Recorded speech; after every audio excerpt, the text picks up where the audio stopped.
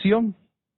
En breve, al bloque 2, voy a solicitar, por favor, al panel que está integrado para este bloque, a la señora Telma Aldana, si puede pasar, por favor, exfiscal de Guatemala, al señor José Marinero, presidente de la Fundación Democracia, Transparencia y Justicia de DTJ, bienvenidos a este panel, y la abogada Gabriela Castellano, directora del Consejo Nacional Anticorrupción, será quien estará liderando estas ponencias. Muchas gracias.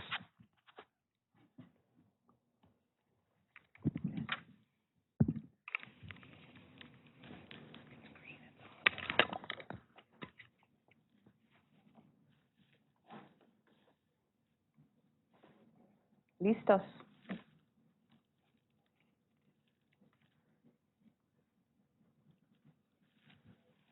Debido a que la institucionalidad nos ha fallado en el Triángulo Norte de Centroamérica y ante la cooptación de la misma, la sociedad civil ha tomado un rol preponderante en el combate a la corrupción e impunidad, ya que nos hemos convertido en denunciantes activos, auditores sociales y sobre todo en esa voz permanente que investiga, denuncia, señala todas aquellas acciones que se gestan desde los diferentes poderes del Estado. Hemos observado cómo desde Guatemala se han establecido leyes que están encaminadas a desarticular el trabajo de las organizaciones de sociedad civil que han realizado para evidenciar a los corruptos. Por otro lado, en El Salvador, un pseudodictador del nuevo milenio comenzó a desbaratar la institucionalidad. Y mientras que en el caso de Honduras han secuestrado las diferentes instituciones, ya que ahora prácticamente son de propiedad del crimen organizado. El futuro que enfrentamos no se avisora prometedor, pero sí lleno de muchos retos que debemos superar, porque la actual lucha contra la corrupción debe de venir, como lo decíamos en el primer bloque, desde la sociedad civil.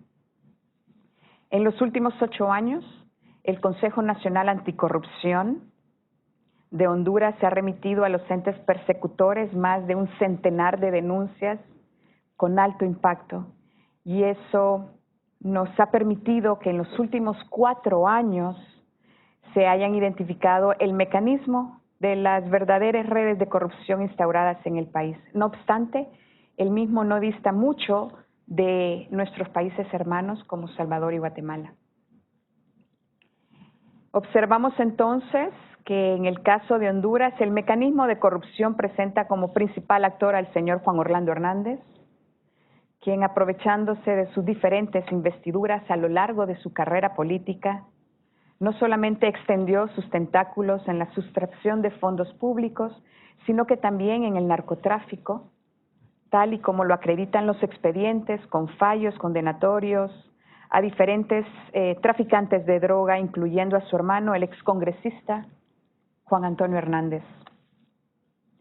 En las últimas 2 décadas hemos visto cómo los miembros de la familia presidencial pasaron de ser activistas políticos a emprendedores de baja escala, a potentes sujetos que justifican su fortuna por haber obtenido 100 millones de lempiras mediante organizaciones no gubernamentales, como la Fundación para el Desarrollo Integral de Honduras, Fundación para el Desarrollo Integral de la Mujer Hondureña, y otras que seguramente la misión de apoyo contra la corrupción y la impunidad MAXI conoció e intentó investigar junto con el fiscal Santos, pero por intentarlo esta última fue expulsada y la Unidad Fiscal Especial contra la Impunidad de la Corrupción fue desaparecida. Esta lucha hoy nos da la potestad de poder revelar que tanto el hijo como el yerno de otro presidente del poder, de otro poder del Estado, Poder Legislativo de Honduras, el señor Mauricio Oliva, se relaciona comercialmente a título de socio con sujetos que participan en el desfalco de fondos públicos con el mismo mecanismo, a través de organizaciones no gubernamentales, tal y como se comprobó mediante la judicialización de la causa. De igual forma, podemos observar cómo actuales diputados que están aspirando a una elección o a una reelección dentro del Congreso Nacional drenaron millones de lempiras que sirvieron para financiar campañas políticas, tanto del Partido Nacional como del Partido Liberal. Sin embargo, en el marco de las acciones proselitistas se muestran como las personas idóneas que resolverán los problemas de seguridad, empleo, educación, salud, que ellos han provocado con el fin de cíclicamente poner ideas que les permitan mantenerse en el podrido poder legislativo. Simultáneamente, se ha visto cómo un caso que CNA remitió al Ministerio Público alcanzó las pocas bondades que tiene la justicia hoy en día en nuestro país. Es decir, el de la ex primera dama de la Nación, la señora Rosa Elena Bonilla de Lobo, esposa del expresidente Porfirio Lobo Sosa. En este caso, comprueba la apropiación de más de $500,000 por parte de la sindicada. Dichos fondos están destinados para estaban destinados para la merienda escolar de los niños y niñas de nuestro país, obteniendo el ente persecutor una condena por más de 50 años, pero como dentro de la justicia el poder político prevalece, la Sala de lo Penal de la Corte Suprema ordenó repetir el juicio que seguramente concluirá con la absolución de la imputada. Esto a cambio de disipar las tensiones existentes entre un actual presidente y un expresidente de la nación.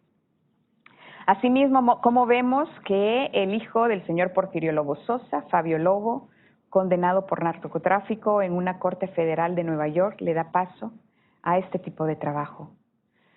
Como si lo anterior no fuera poco, el mecanismo establece la forma en la que el actual mandatario ubicó sus piezas claves dentro de las instituciones públicas con el objeto de echar a andar la estructura que le permitiera extraer los recursos públicos sin que la justicia les alcance. Identificándose a un fiscal general, el señor Oscar Fernando Chichilla, recompensado por haber votado a favor de las ciudades modelo hoy, conocidas como la sede, y de asentar la reelección presidencial. Asimismo, resalta una Corte Suprema de Justicia presidida por 15 magistrados que imparten justicia a favor de los corruptos y siempre en contra del pueblo, pero como la corrupción junto a los delincuentes, vemos cómo se sellan esos matrimonios entre los mismos y emparentamientos de varios que han dedicado sus esfuerzos para robar, malversar, lavar activos, entre otros. Hoy vemos cómo el diputado David Chávez, quien se identifica como el principal responsable de haber desaparecido fondos públicos de una institución del Estado, aspira a convertirse en alcalde del Distrito Central, teniendo experiencia en la sobrevaloración de contratos y fraude electoral. Pero como si esta situación no fuera suficiente, hoy su hermano Pedro Chávez aspira a una diputación, quien ha conseguido financiamiento económico por parte de su diputada suplente, misma que hoy enfrenta un proceso penal por lavado de activos. Dicho lo anterior, me gustaría conocer la opinión que merece a los colegas presentes sobre el hecho de poder establecer las tipologías que en sus países se presenta para atentar contra la administración pública. Es decir, qué reto nos toca enfrentar como sociedad civil, cómo luchar contra esas estructuras organizadas de poder que se han constituido en cada uno de nuestros países. ¿Cómo creen ustedes que ha impactado la pérdida de institucionalidad para el debilitamiento en el combate a la corrupción, narcotráfico y crimen organizado? Finalmente, honorables luchadores contra la corrupción e impunidad, la otra pregunta clave es ¿qué acciones se pueden emprender para luchar y evidenciar las estructuras organizadas que se han constituido para sustraer fondos públicos o utilizar el aparato estatal y beneficiar el narcotráfico? Nuevamente para el Consejo Nacional Anticorrupción, Es un honor compartir nuevamente este bloque con usted, señora Aldana. En primer momento, darle el agradecimiento desde las organizaciones mismas de sociedad civil por estar acá y por supuesto que a José, pues porque también ha dicho sí en esta lucha y no por estar en este foro, sino que es una lucha desde hace muchos años. Así que muchísimas gracias. Pues, muchas gracias. Gracias. Establecer precisamente, y repito esto, ¿qué reto nos toca enfrentar como sociedad civil en este momento? ¿Cómo podemos debilitar esas grandes estructuras de corrupción, narcotráfico, de estructuras criminales que lo hemos puesto en pantalla y son las que nosotros hemos trabajado desde Honduras, pero que nuevamente El Salvador y Guatemala no distan mucho de todo esto? Gracias. Muchísimas gracias a CNA por invitarme a compartir con ustedes y felicitarles por tener siempre en la agenda la lucha contra la corrupción, en la agenda nacional y en la agenda internacional. Ahora que le escuchaba, en algún momento me perdí porque pensé que estaba hablando de Guatemala. Es tan similar la problemática de nuestros países y es tal el descaro de las mafias y es tan evidente cómo han capturado las instituciones que vale la pena siempre recordar las buenas prácticas de Guatemala a partir de la llegada de CICIG, que con el apoyo de la comunidad internacional de Naciones Unidas nos demostró que es posible la lucha contra la corrupción y que es necesaria la alianza entre sociedad civil, sistema de justicia independiente y la comunidad internacional. Me parece que sin esa alianza, la lucha contra la corrupción se hace cada día más difícil. De tal suerte que es importante fortalecer institucionalidad, como se ha dicho acá, pero no podemos seguir fortaleciendo lo que nos sirve. Debemos comprender que en el caso de Guatemala, la Corte Suprema de Justicia responde al crimen organizado. Y luego no podemos seguir fortaleciendo un poder judicial que tiene también jueces que responden a la criminalidad, pero igual no podemos dejar solos a aquellos jueces de Guatemala que son independientes y que luchan contra ese sistema. Tenemos un Ministerio Público dirigido por una fiscal general que está incluida en la lista Engel. Eso es vergonzoso para el país. Y entonces vemos que las buenas prácticas que tuvimos con CICIG han sostenido todavía este sistema capturado y que hay que liberarlo y que realmente solo el pueblo puede hacerlo. Solo el pueblo, a través de organizaciones de sociedad civil, pueden ayudar a liberar esa captura del Estado, esa captura de las diversas instituciones, particularmente del sistema de justicia. Y a mi juicio, hay que poner mucha atención en el poder político, porque el poder judicial es débil, está estructurado para la debilidad. Sus leyes, su mecanismo de elección, no tiene la posibilidad de autodepurarse, sino siempre tiene la intervención del poder político. Y el poder político pasa por el financiamiento electoral ilícito.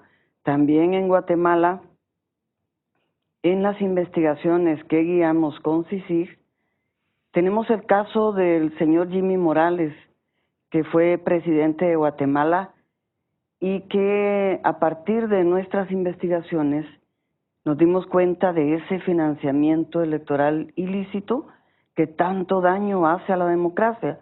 No podemos pretender que un presidente de la República asuma el cargo y cumpla su función en beneficio de la población si ya es delincuente a partir del financiamiento electoral ilícito, y el resto es historia.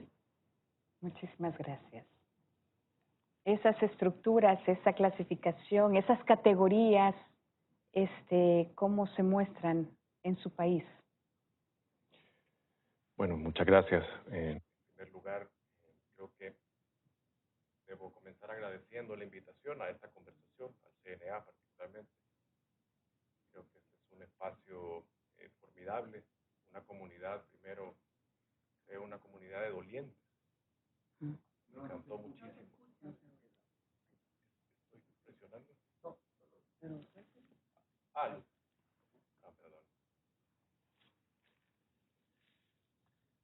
¿Ahora sí?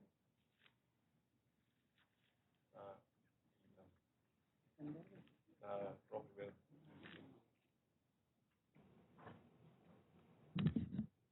Ahora sí está verde. Ahora sí. Bien, bueno, decía que agradezco esta invitación a conversar en esta comunidad. Yo creo que utilizando la referencia que hacía usted, Gabriela, a Miguel Ángel Asturias al principio de la conversación, la región duele y esta es una comunidad justamente de dolientes por todo lo que se ha perdido. Las oportunidades perdidas de las ciudadanías de Honduras, de Guatemala y El Salvador a raíz de la corrupción. Y yo creo que eso es lo que más debería de dolernos y preocuparnos, la posibilidad de ofrecer oportunidades de crecimiento y desarrollo a las ciudadanías a causa del expolio histórico, sistemático, deliberado de los recursos, de los escasos recursos de la región. Pero también creo que esta es una comunidad que, además de ser una comunidad de dolientes, es una comunidad que quiere pensar que otra manera de hacer las cosas es posible. Yo creo que además del dolor también compartimos, voy a utilizar la palabra, creo que compartimos también esperanza de que otra región es posible. Una región en democracia, si quisiera resumirlo. Porque al final de cuentas creo que la corrupción, hay que recordarlo, no es un accidente, no es una ocurrencia, no es un incidente, la corrupción es un problema de gobernabilidad, es un problema de Estado de Derecho, es un problema de democracia, del funcionamiento y de calidad de las democracias. Entonces, claro, esta conversación no puede abstraerse, creo yo, del grave problema en el retroceso del funcionamiento de las democracias. La corrupción crece, se fortalece en la medida en que esas instituciones democráticas no funcionan, son anuladas, son desmontadas, y en ese ambiente propicio crecen las oportunidades para los corruptos. Yo creo que en términos de nuestra realidad, hablando puntualmente sobre El Salvador, creo que también comparto esta mirada en que este mapa general de las redes de corrupción tiene un aire de familiaridad muchísimo con lo que sucede en nuestro país. Y yo creo que en esta comunidad de dolientes y de gente que quiere pensar en una Centroamérica distinta, creo que nos hace falta comenzar a conversar un poco más para encontrar justamente esos vínculos, además de las similitudes, esas posibilidades de combatir de forma conjunta, de compartir información, de encontrar mejores prácticas en la región que puedan trasladarse de país a país.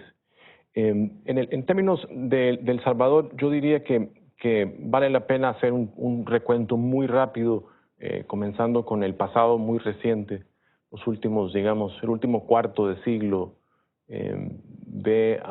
y particularmente me parece a mí enfocándose en la corrupción política, al más alto nivel, como ilustración de cómo esto es un problema estructural, es un accidente, no ocurre porque alguien de pronto se desvió del buen camino, es porque las instituciones están diseñadas para que suceda esto.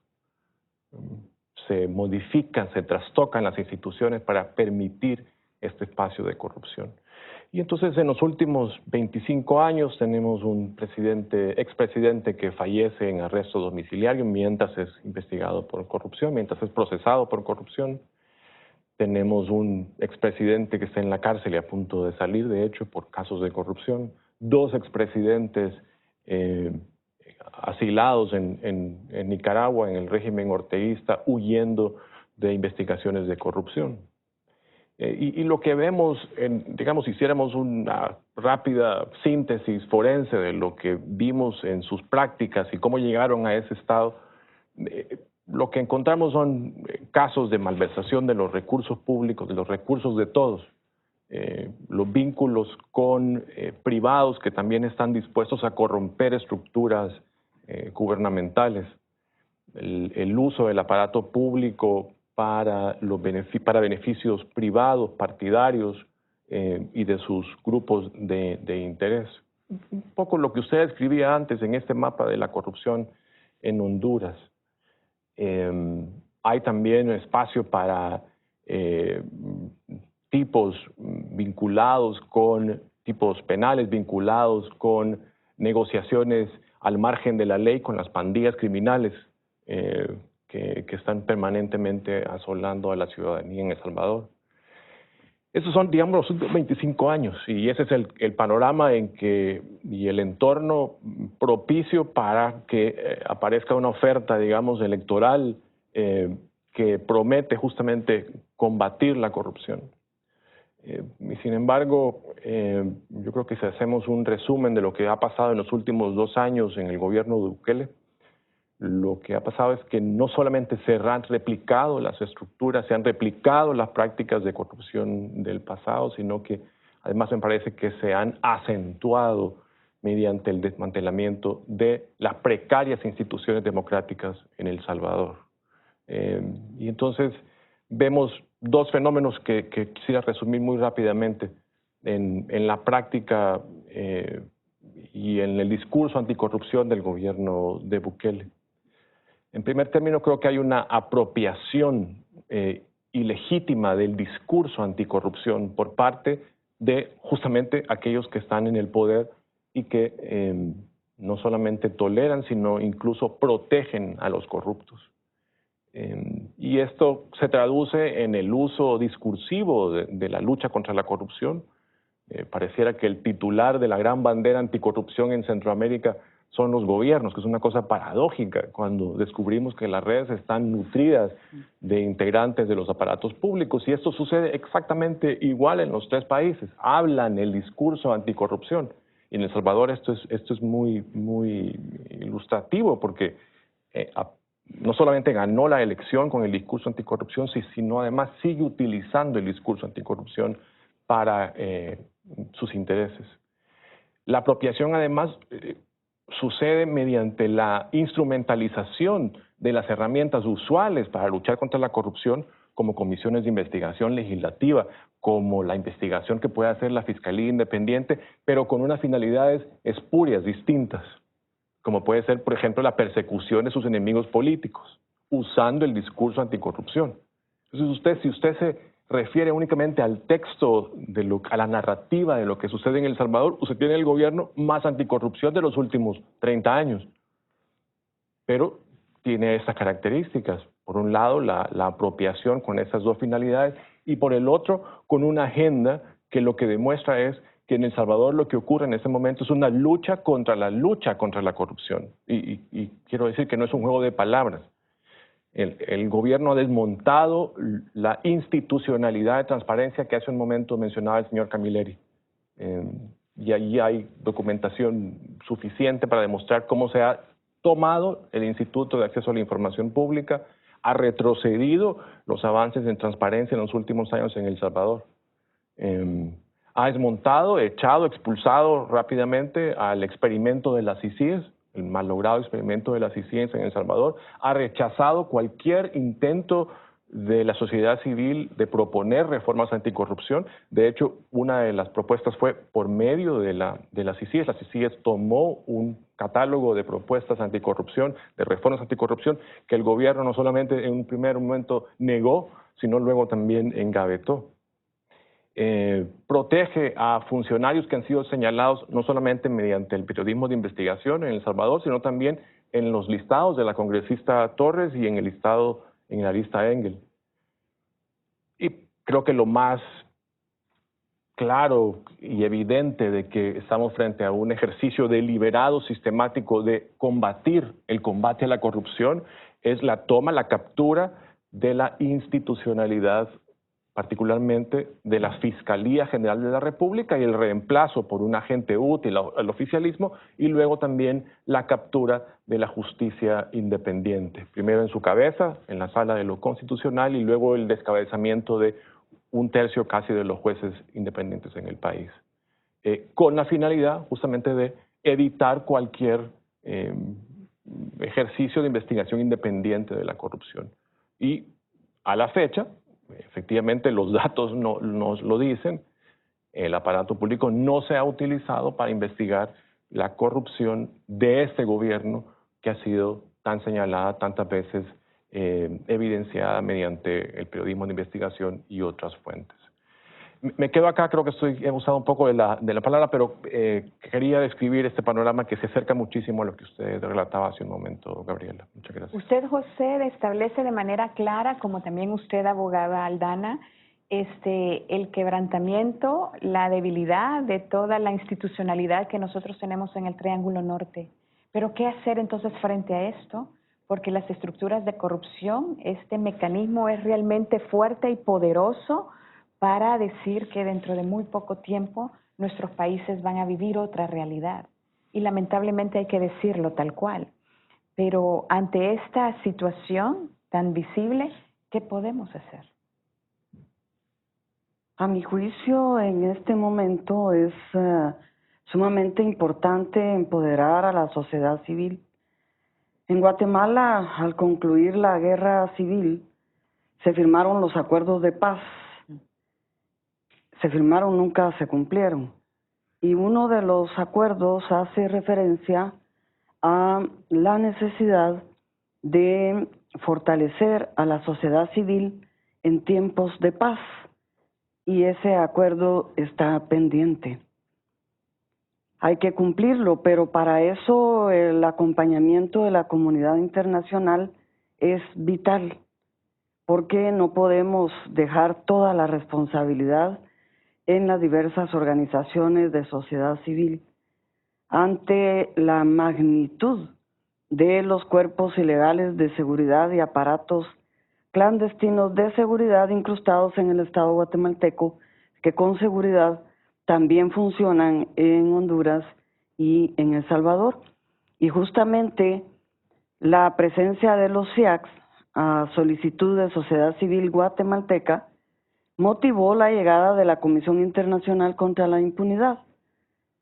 Si sociedad civil guatemalteca no se hubiese involucrado, si CIG no hubiese llegado a Guatemala, y en este momento la realidad del país sería más dolorosa, más pobreza y menos fortalecimiento del sistema de justicia, de tal suerte que entonces empoderar a la sociedad civil es sumamente importante, y que sociedad civil como objetivo a corto plazo acompañe los diversos procesos de selección de funcionarios y funcionarias públicos.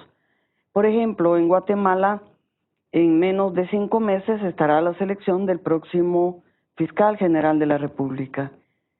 Sociedad civil guatemalteca con acompañamiento internacional debería de acompañar este proceso para evitar que se manipule y para evitar que otra persona como la actual fiscal general llegue a tratar de destruir todo el avance, y junto a eso también promover el fortalecimiento del Ministerio Público, del Poder Judicial, acompañar el proceso de selección de magistrados y magistradas, y también, insisto, poner mucha atención en el poder político, porque a partir del poder político viene la captura de las diversas instituciones.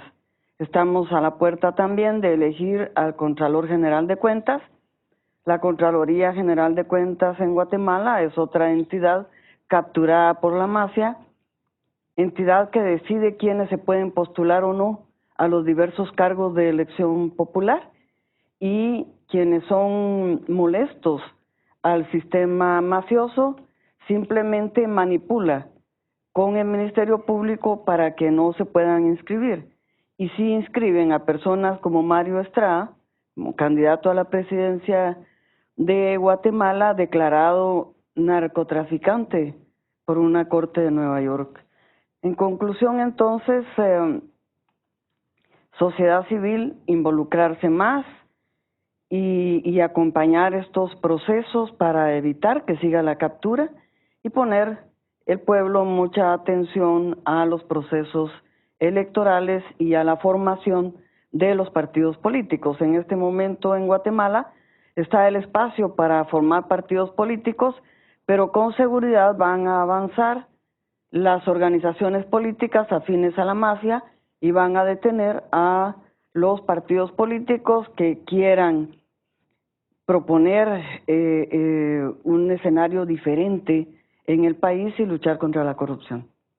José, me imagino que está totalmente de acuerdo, ¿no? Que hay que impulsar a la sociedad civil, como lo dice la abogada Aldana, estructurar mejor a esta sociedad civil para que pues la labor sea todavía más fuerte y de mayor impacto en nuestros países. Absolutamente.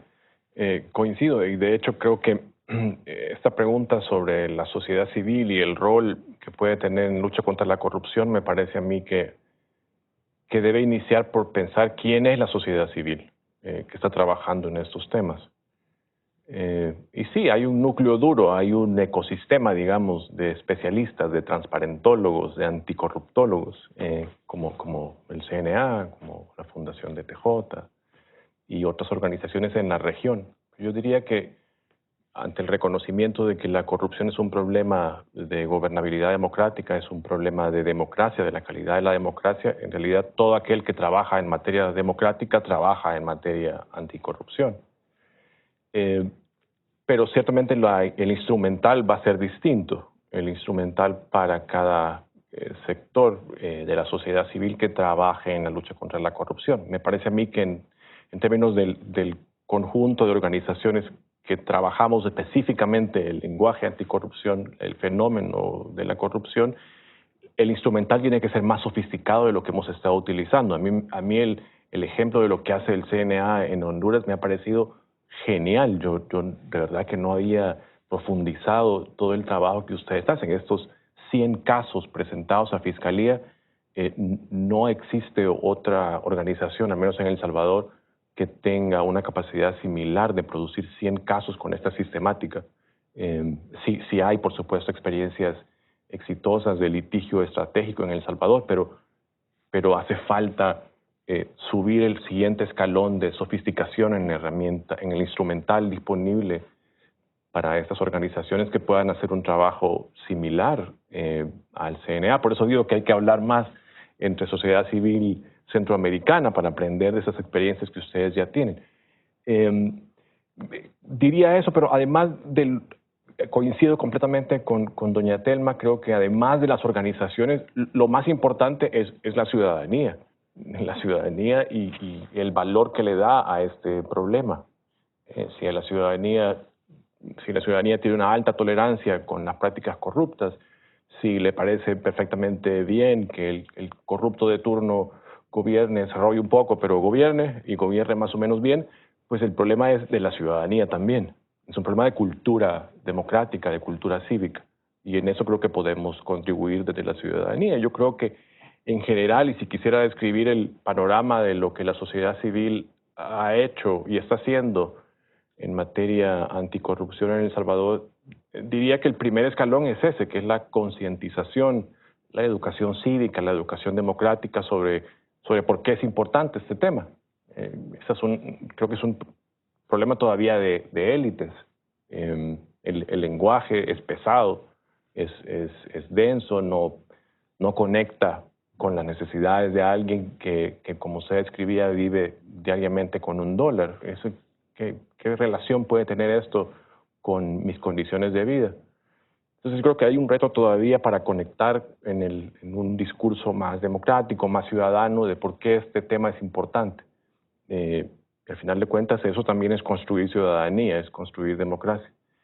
El siguiente escalón, que por supuesto que sigue sucediendo y va a ser muy importante, va a continuar siendo muy importante, que es la función de denuncia, de señalamiento, de mostrar con el dedo que ahí hay algo que está pasando que no está bien y que posiblemente signifique un detrimento a los recursos de todos. Y ahí, quizás pecando un poco de las categorías, creo que el periodismo independiente, el periodismo valiente, tiene un rol crucial en la medida en que expone esas redes, expone esas prácticas y permite a la ciudadanía involucrada en esas materias señalar y señalando. Y el siguiente escalón, por supuesto, es lo que ustedes hacen, que ya es el litigio. Es utilizar esa información de cara a combatir la práctica por los canales institucionales. Pero tiene un límite, particularmente en los estados en que no tienen canales creíbles, independientes, que funcionen, digamos, alejados al poder político, a la influencia del poder político. Entonces, bueno, se puede escalar, por supuesto, eventualmente al ámbito internacional, al ámbito regional, pero también tiene un límite. Yo quizá creo que lo más importante en esta conversación, yo sé que no es el tema del foro, pero lo más importante de esta conversación es la recuperación democrática, es la renovación democrática, es volver a los cimientos democráticos de la posibilidad de que la justicia sea independiente, de que tengamos un tribunal constitucional independiente, que tengamos unos fiscales independientes protegidos de la influencia del poder político, con condiciones de inamovilidad, que puedan hacer su investigación ajenos a la influencia del poder político. Ese es lo primero, por supuesto, y luego los espacios de participación ciudadana. Sin eso estamos nada más, creo que, atacando un síntoma que supura, digamos, y el síntoma es la corrupción, por supuesto, si me permiten la imagen un poco cruda, pero el síntoma es la corrupción. El problema estructural, la enfermedad es un problema de democracia, de falta de democracia.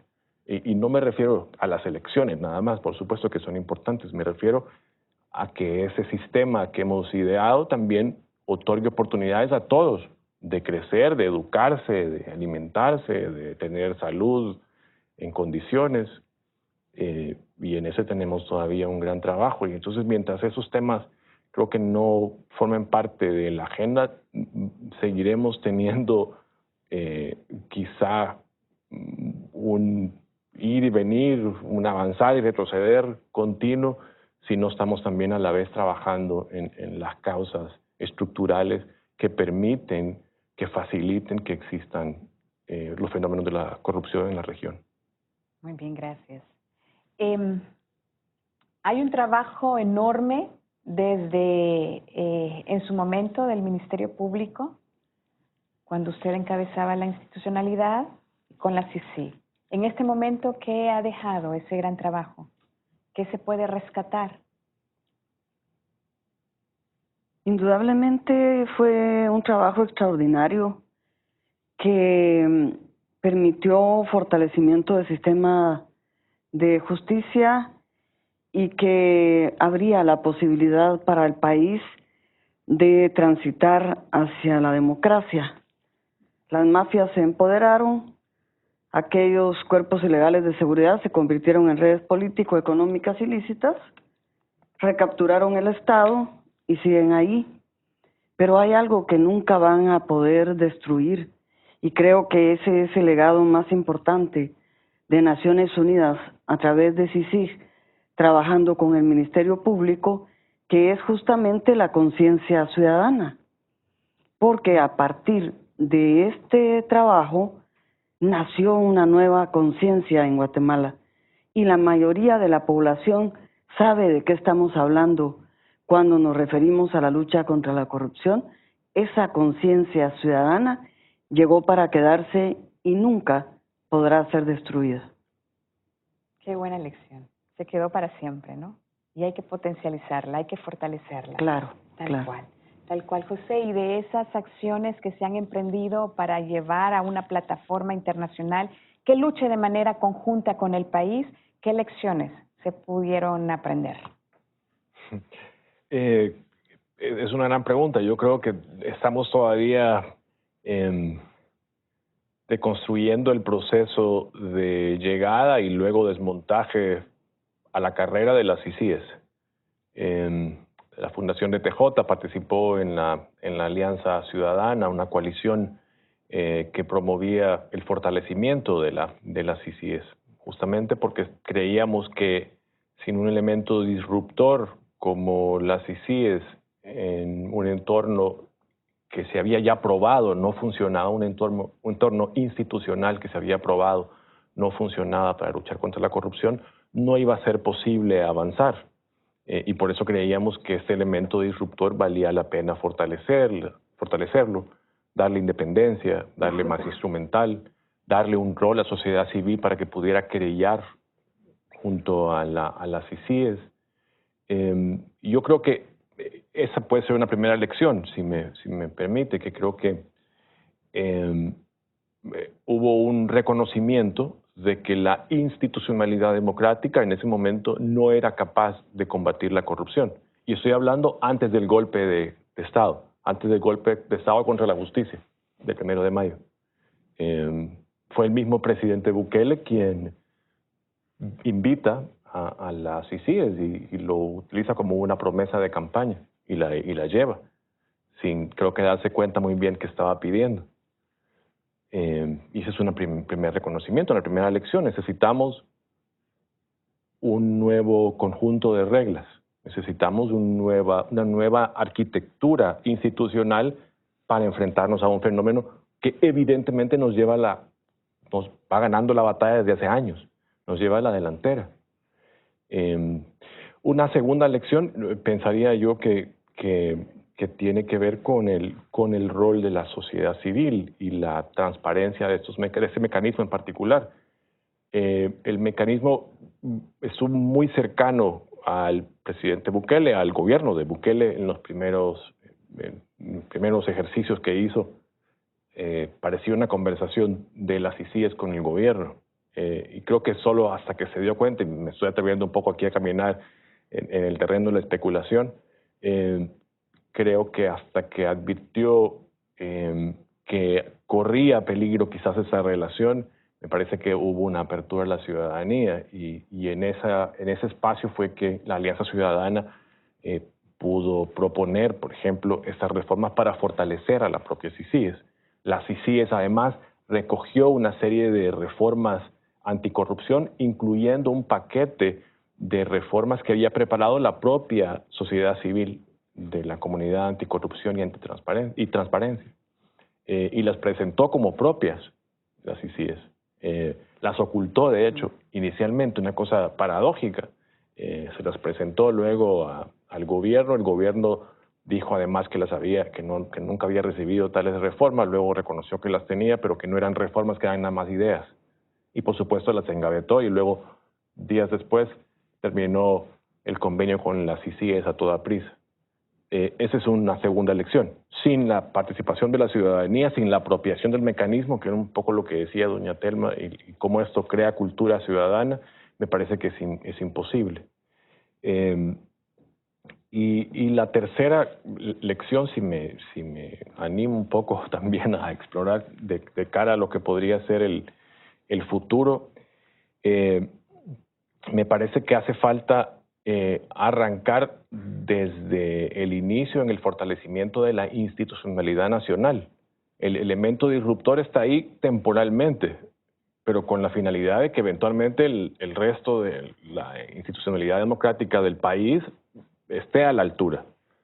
Y eso no se hizo desde el principio. Me parece que creo que hay una oportunidad perdida de comenzar a fortalecer lo que estaba mal y que justamente justificaba la presencia de un mecanismo como las CICIES. Yo creo que era natural, en el contexto de lo que hemos conversado antes, que la CICIES saliera por la puerta de atrás.